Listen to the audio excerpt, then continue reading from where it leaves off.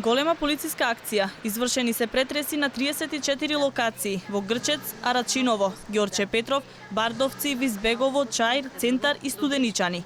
Акцијата почнала во 5 часот утрово и траела до 15 часот.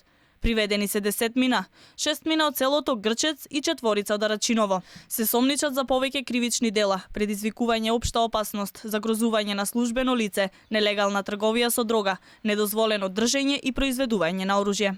Дел од приведените се под сомнение дека се замешани во пукањето на 1 декември во Александар Палас. Едно од лицата во кој што беше пукано е полициски службеник кој не бил на работа и кој во самоодбрана бил принуден да го искористи службениот пиштол.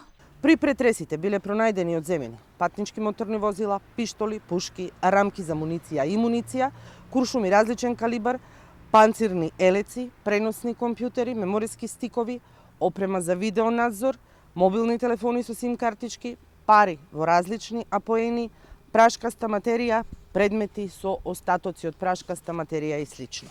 Во текот на вчерашниот ден пак уапсени се уште 2 лица, едно од Скопје во чиј дом биле пронајдени 1,5 килограми марихуана и други од селото Крушопек кое се барало со централна потерница.